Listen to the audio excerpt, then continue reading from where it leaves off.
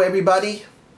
Before I get started, I want to say that I'm going to do my own separate review, well not review, but really my thoughts on Muhammad Ali. I'm not going to talk about Ali here in the show, even though he was spotlighted and he was at WrestleMania 1. I'm not going to really talk about that here. I'm just going to focus on the show, and then I'm going to do a separate video after that. It'll probably come out in the same day.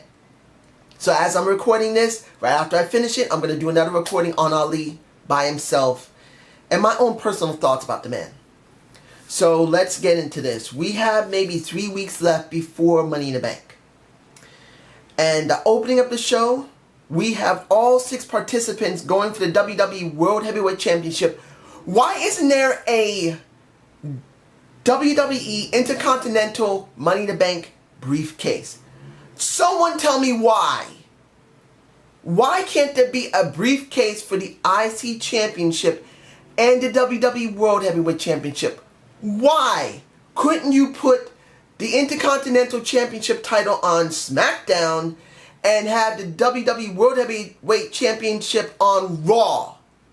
This is just my thoughts. Because when I look at the opening of the show, seeing all 6 participants in a ladder, on ladders, talking on ladders, some of them talking funny on ladders, Chris Jericho saying, I won Money in the Bank once, and then Sami Zayn saying, no you haven't. When did you do that? Was it funny? It's borderline. I mean, it's not something we haven't seen before where there are people talking near ladders or even climbing on them. If you remember correctly, when Sheamus was dealing with the Roman Reigns, they did ladders. They did a talk on ladders. They did a talk around ladders. That was TLC last year. Did it work out? Hell no, it was terrible.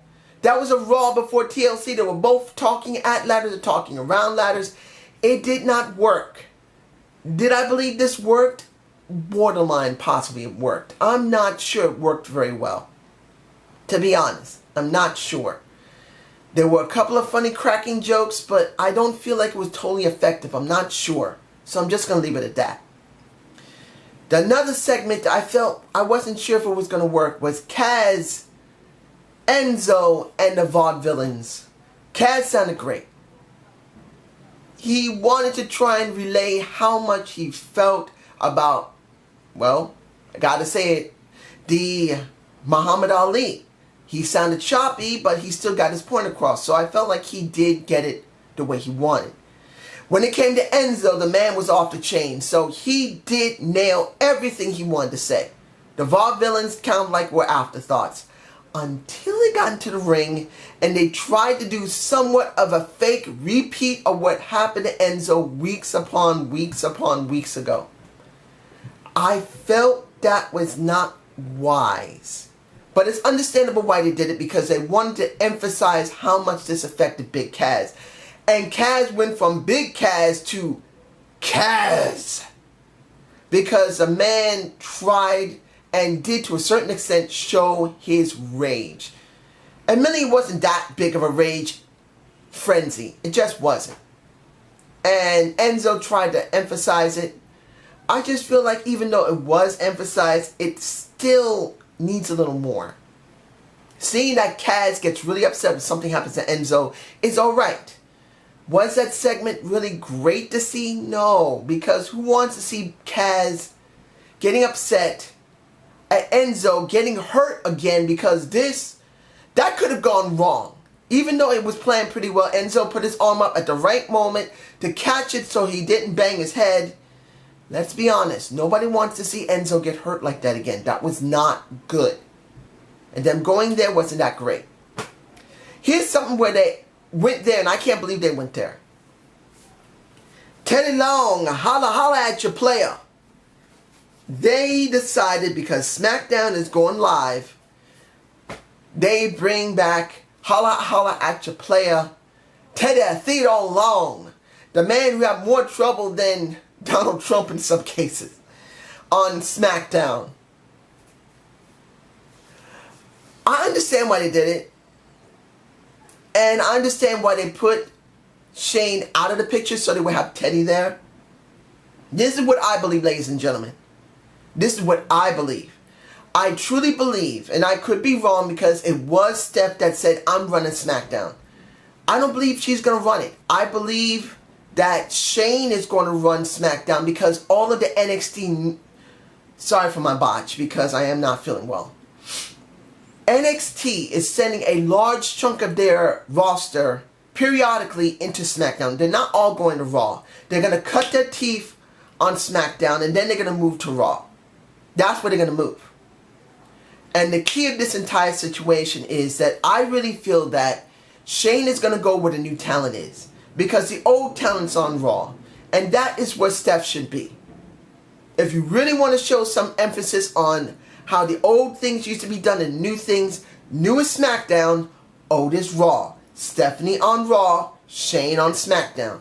I do believe that might actually happen, even though Steph did say that she's going to run SmackDown. And she kicked Teddy to the curb, and Teddy basically, holla, holla at your player. I'm going to be trying to give a lot of tag teams. Oh my God. It was nice seeing Teddy.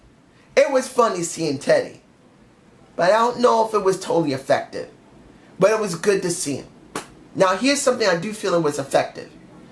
But I don't know where it's going. Rusev Royal. Rusev, oh my goodness, Lana looked hot. Rusev wasn't as emphasized as Lana was, as Titus O'Neil was. Because Rusev was an afterthought there. I'm sorry. Rusev is an afterthought. Lana looked hot. Who wouldn't want Lana to be their wife? If the Slug Daddy had Lana, he would put 10 babies in her. Even though she's not the right colored skin. He pumped that woman. I wouldn't mind it myself. No offense, ladies. I'm just saying she's incredibly beautiful. She's talented. She's sweet in real life, from what I understand. Who wouldn't want a woman like that?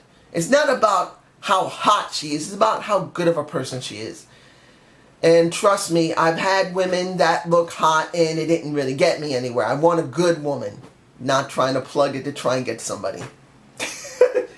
Anyway, going back to what we're talking about. Titus O'Neil said what he needed to say. He got in that ring with Jack, and then he showed, ladies and gentlemen, how he could be easily a champion.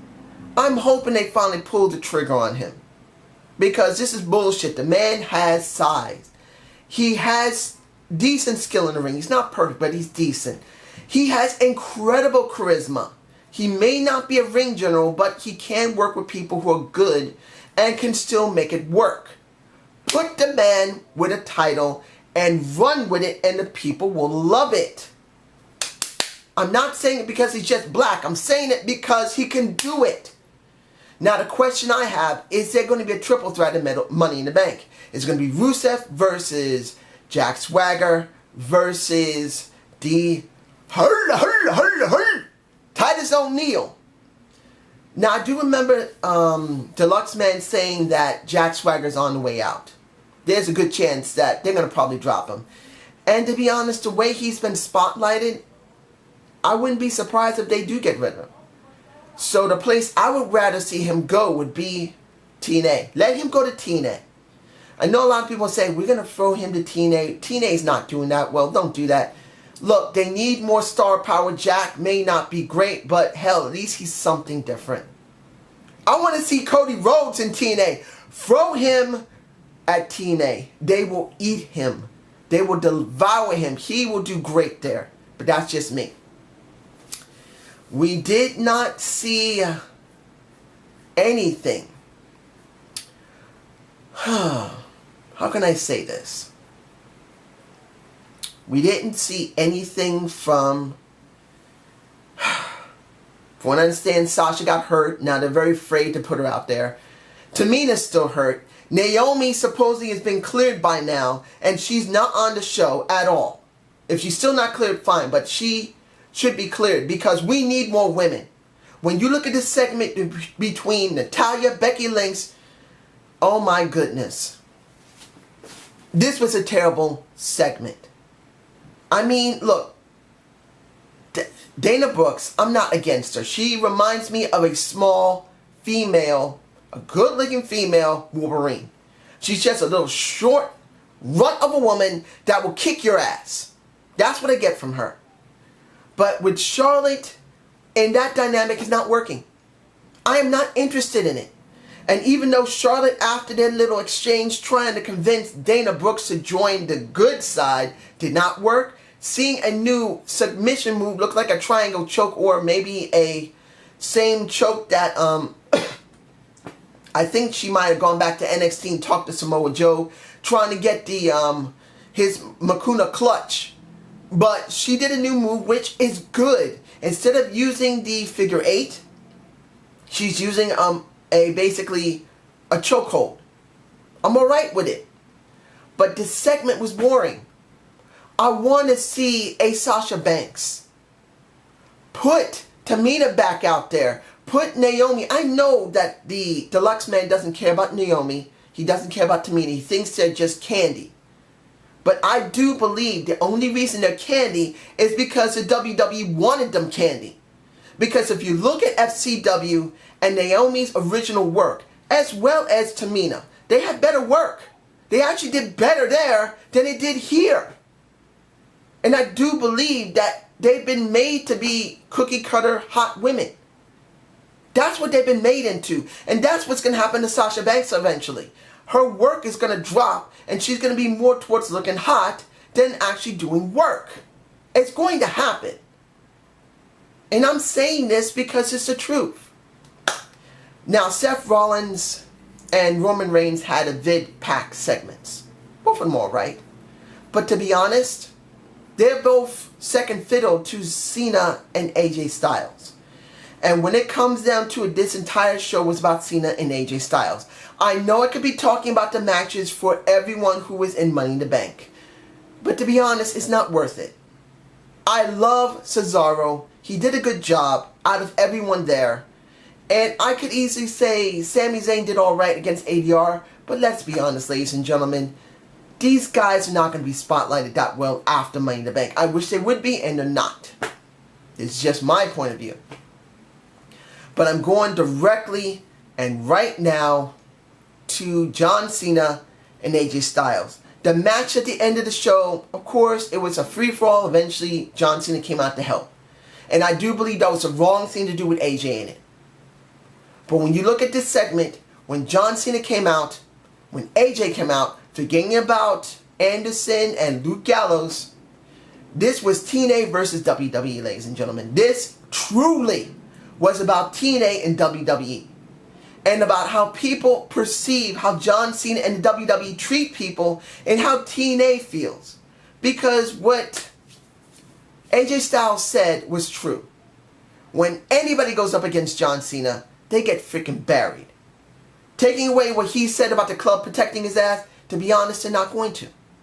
I still believe, and I truly, and I'm saying this again, I truly hope I'm wrong about AJ getting fucked here. Because there's a good chance AJ will not get anywhere.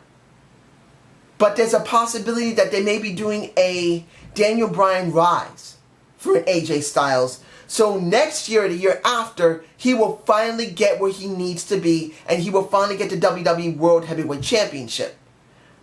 But that's still a question mark. Particularly where he's going to go after July. Because SmackDown and Raw will both go live. Will be split.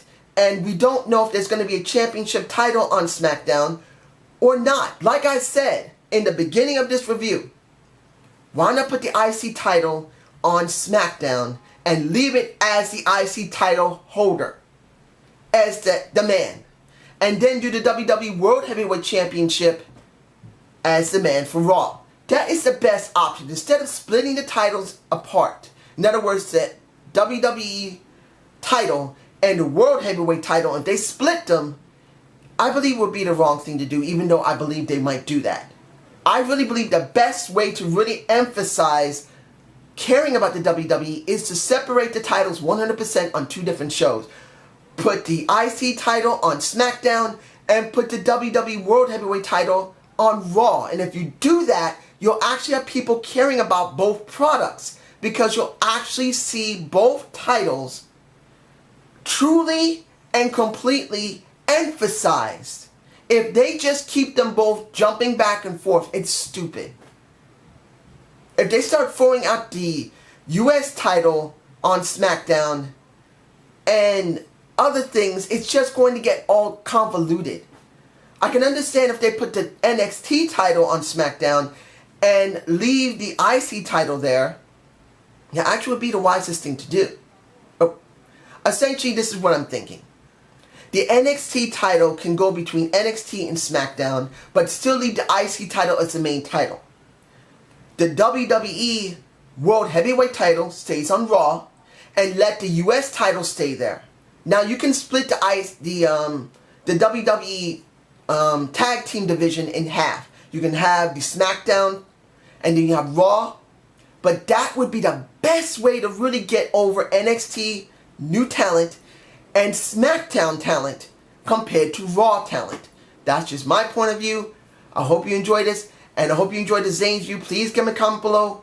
Look for my Muhammad Ali thoughts. That will be in the next video, which probably will come out today or tomorrow. I believe it's going to come out today. It depends how I'm going to edit it. Have a good day and have a good night. Peace!